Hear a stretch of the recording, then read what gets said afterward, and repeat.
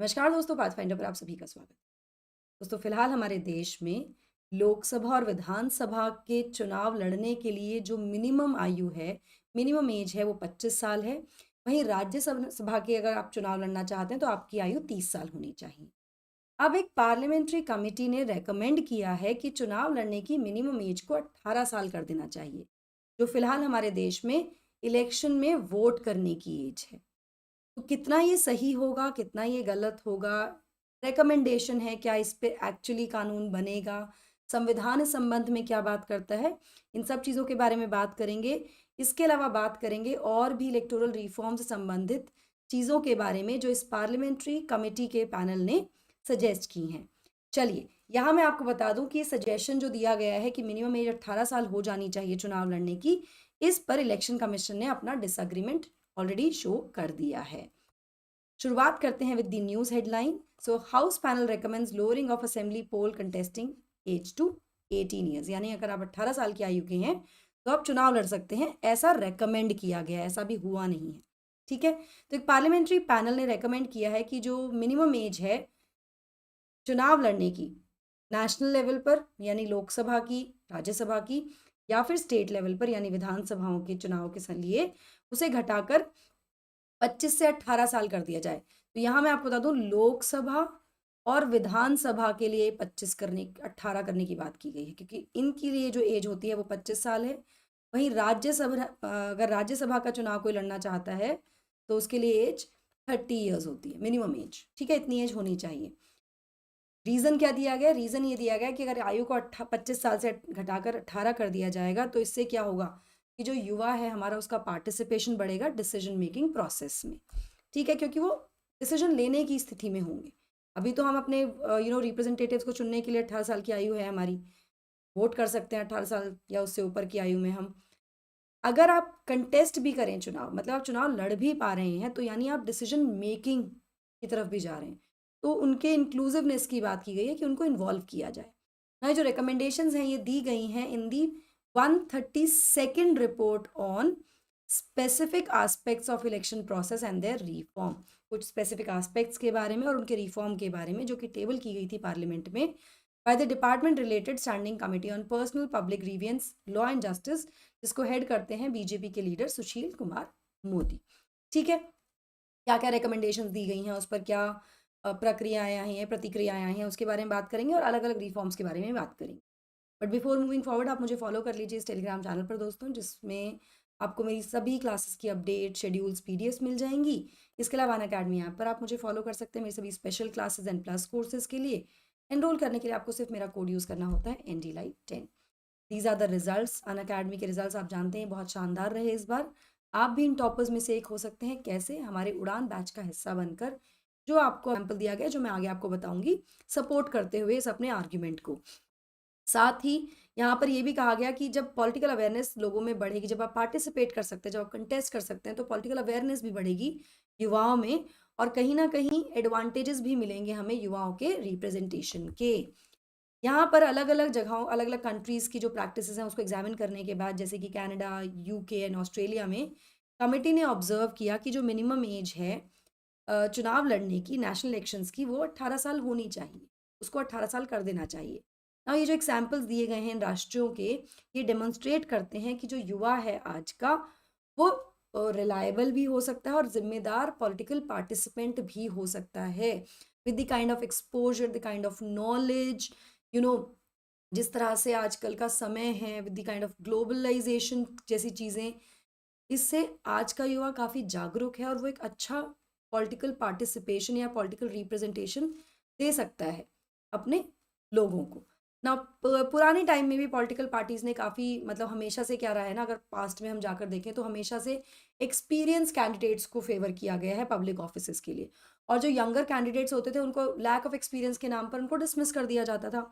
अभी जो बायस है टूवर्ड्स एज एंड एक्सपीरियंस, इसको भी ड्यूली नोट किया गया है इस रिपोर्ट में, जो कि एम्फेसाइज करती है एक बेहतर इंक्लूसिव अप्रोच की, जो रिकॉग्नाइज करे पोटेंशियल और कैपेबिलिटीज़ को, जो युवा है आज का, उसकी। तो यहाँ पर इसके बारे में बात की गई है। This is very very important. इसको आप रिफॉर्म्स में भी, कहीं आंसर राइटिंग में रिफॉर्म्स की तरह भी आप इसको यूज़ कर सकते हैं।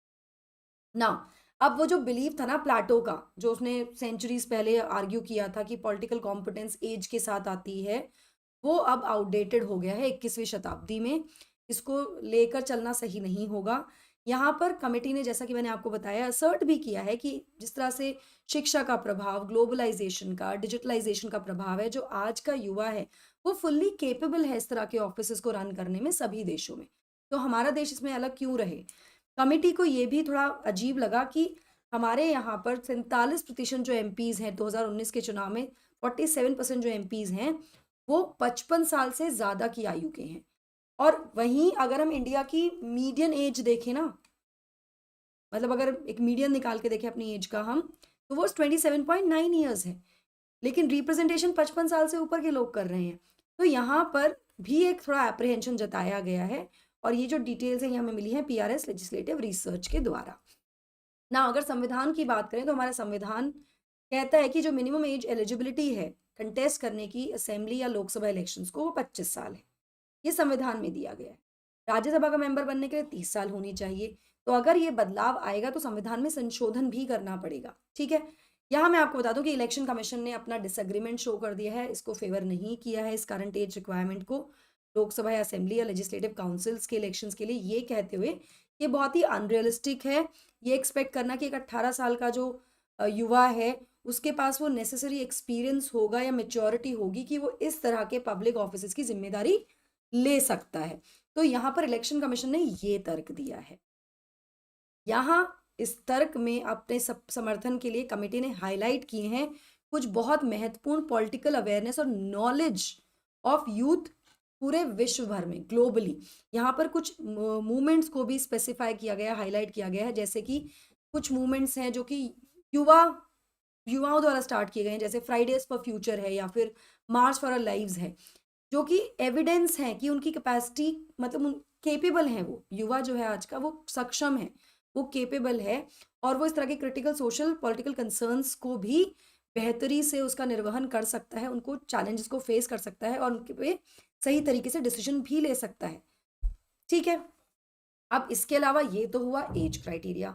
दूसरा इशू आया है कॉमन इलेक्टोरल रोल को लेकर, जिसके बारे में पहले भी, मतलब फर्स्ट टाइम भी इसको प्रपोज किया गया था इलेक्शन कमीशन ऑफ इंडिया के द्वारा टू द गवर्नमेंट इन 1999।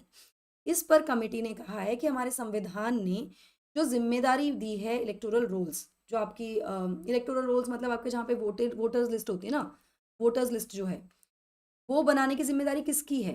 वो बनाने की जिम्मेदारी पार्लियामेंट्री और असेंबली इलेक्शन के लिए, यानी लोकसभा, राज्यसभा और असेंबली इलेक्शंस के लिए इलेक्शन कमीशन ऑफ इंडिया की है। वहीं जो लोकल बॉडी पोल्स होते हैं, जैसे पंचायत म्यूनसिपैलिटी के जो इलेक्शंस होते हैं, वो स्टेट की जिम्मेदारी है, वो रिस्पेक्टिव स्टेट्स के इलेक्शन कमिश्नर्स उसको करते हैं, कमीशंस की जिम्मेदारी है।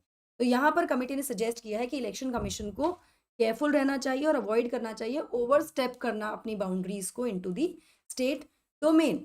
यहाँ मैं आपको बता दूं, इलेक्शन कमीशन ऑफ इंडिया जो है हमारा, it is responsible for the conduction, announcement, result और पूरा प्रोसेस प्रोसीजर के लिए for the elections of president, vice president, Lok Sabha, Rajya Sabha, state legislative assembly, state legislative council. ये जिम्मेदारी है इलेक्शन कमीशन ऑफ इंडिया की।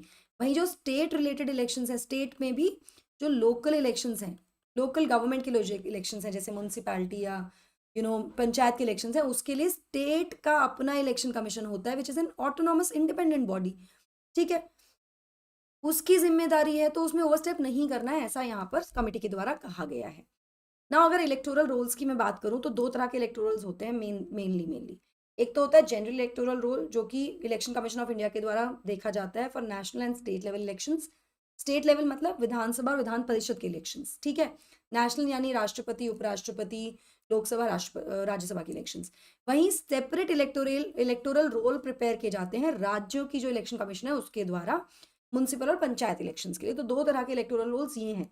तो यहाँ पर इलेक्शन कमीशन ने सबसे पहले 1999 में सजेस्ट किया था कि एक ही इलेक्टोरल रोल होना चाहिए, जिस पर कमेटी ने कहा है कि जो जिम्मेदारी है, मतलब जो फेडरल स्ट्रक्चर है हमारा, जो फेडरलिज्म का फीचर है, जहाँ पर इंडिपेंडेंस है, अथॉरिटीज हैं, रिस्पॉन्सिबिलिटीज हैं, उसमें ओवरस्टेप नहीं करना चाहिए।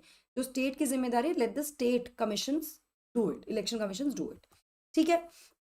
इसके अलावा एक और बहुत इंपॉर्टेंट मुद्दा है जिस पर बात की गई इस कमेटी के द्वारा, which is with respect to the false affidavit जो कि सबमिट किए जाते हैं बाय द कैंडिडेट्स।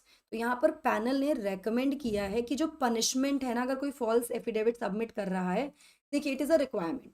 ऐसा होता है जब इलेक्शन के लिए आप जाते हैं, इलेक्शन लड़ने के लिए आप जाते हैं, तो आपको एफिडेविट्स देने होते हैं जहाँ पर आप अपनी बहुत सारी information with respect to education, assets, liabilities etcetera आप शेयर करते हैं कि आपके ऊपर कोई क्रिमिनल केस तो नहीं चल रहा है, ये सब आपको शेयर करना होता है। तो ऐसे में अगर कोई फॉल्स एफिडेविट दे रहा है तो उसकी पनिशमेंट को भी बढ़ाने की बात की गई है। तो this is again a very very important reform. इसको भी आप रिफॉर्म्स में डाल सकते हैं। तो ये बहुत इंपॉर्टेंट पॉइंट्स हैं आपके मेंस के लिए भी, जहाँ पे पनिशमेंट को 2 साल, मैक्सिमम पनिशमेंट को 2 साल करने की बात कर दी गई है और साथ में फाइन की भी बात की गई है अगर कोई कैंडिडेट फॉल्स डिक्लेरेशन देता है तो। यहाँ पर मैं आपको बता दूं, अगर प्रेजेंट की बात करें तो under section 125A of representation of people act, जो कि गाइड करता है इन सारी चीज़ों को, उसमें जो पनिशमेंट है वो फर्निशिंग फॉल्स इन्फॉर्मेशन वो फिलहाल 6 महीने की है। इसको बढ़ाकर 2 साल करने की बात की गई कि 2 साल होनी चाहिए मैक्सिमम। यहाँ पर ये भी क्लियर कर दिया गया है कि जो पेनल्टी है वो एक्सेप्शनल केसेस में लगाई जानी चाहिए और कोई माइनर एरर या अनइंटेंशनल मिस्टेक्स हैं तो उसमें नहीं लगाई जानी चाहिए। कई बार मैनुअल मिस्टेक्स भी हो सकते हैं, गलती से भी हो सकता है, तो वो ध्यान रखना होगा। एक्सेप्शनल केसेस में जहाँ पर दिख रहा है कि किसी व्यक्ति ने जानबूझकर इंटेंशनली डिसरिगार्ड करते हुए बाकी रिक्वायरमेंट्स को इस तरह की इंफॉर्मेशन फर्निश की है, उसको ही करप्ट प्रैक्टिस कहा जाएगा, कंसिडर किया जाएगा। अन्यथा माइनर एरर्स और अनइंटेंशनल मिस्टेक्स को इग्नोर भी किया जा सकता है फॉर दी पनिशमेंट। ये यहाँ पर सजेशंस दिए गए हैं। आपको इन रिफॉर्म्स से क्या लगता है कि आर दे एक्चुअली बेनिफिशियल? जैसे कि पनिशमेंट बढ़ाना बिल्कुल सही बात है, हमारी जिम्मेदारी है ये। हम एक जिम्मेदार नागरिक की तरह हमें पता होना चाहिए कि जिस कैंडिडेट को हम चुनने वाले हैं उसका बैकग्राउंड क्या है, उसकी एजुकेशन क्वालिफिकेशन क्या है, एक्सेट्रा।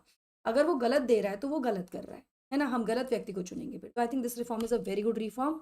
इसके अलावा इलेक्शन कमीशन का suggestion of common electoral rolls that can be considered, लेकिन अगेन जहाँ पर हम फेडरल फीचर्स की बात करते हैं भारत के, तो डिवीजन ऑफ पावर है। स्टेट्स अपने हिसाब से जो स्टेट की जिम्मेदारी है वो स्टेट रिस्पॉन्सिबिलिटीज पूरी करता है। इलेक्शन कमीशन को राज्य और मतलब असेंबली इलेक्शंस या काउंसिल के इलेक्शंस या फिर नेशनल इलेक्शन जो हैं, लोकसभा, राज्यसभा, राष्ट्रपति, उपराष्ट्रपति इत्यादि, इन पर ही काम करना चाहिए। That make sense. उसके अलावा minimum age for contesting the elections, इस पे मैं आपकी राय जानना चाहती हूँ। आपको क्या लगता है, क्या ये सही डिसीजन होगा? मुझे कमेंट सेक्शन में ज़रूर बताइएगा। लिंक जो है इस पीडीएफ का आपको डिस्क्रिप्शन और कमेंट से मिल जाएगा। हमें रीच आउट करने के लिए आप डिस्क्रिप्शन बॉक्स में दिए गए फॉर्म को फिल कर दीजिए दोस्तों। इसके अलावा ऑप्शनल कार्निवल का आप हिस्सा बन सकते हैं, जहाँ पर आपको ये ऑप्शंस कराए जा रहे हैं।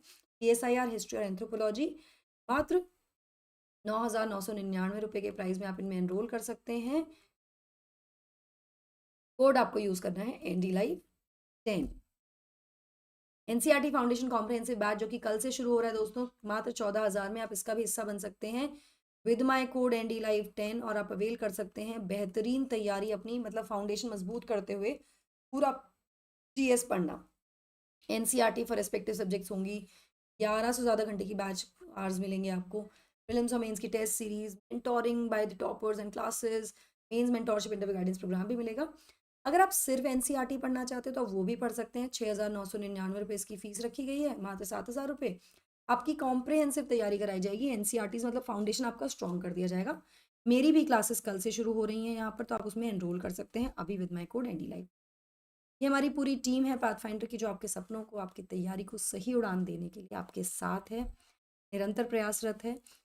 पर्सपेक्टिव से आप जुड़ सकते हैं for dos and don'ts of UPSC series by UPSC toppers, और हमारे चैनल्स को सब्सक्राइब करने के लिए इस QR कोड को आप स्कैन कर सकते हैं, ताकि आपको सभी इन्फॉर्मेशन, जो भी relevant information with respect to the batches, timings, schedules, courses, videos, हमारी PDFs और भी एडिशनल इन्फॉर्मेशन यहाँ मिल जाएगी एट योर फिंगर टिप्स। मेरा कोड आपको यूज़ करना है सब्सक्रिप्शन के लिए NDLive10, ये नहीं भूलना है आपको बिल्कुल भी। That's it from my side. I hope you like the session. Don't forget to like, share and subscribe to the channel, and also hit the bell icon that you get the notifications about a late. Thank you so much. God bless. Take care.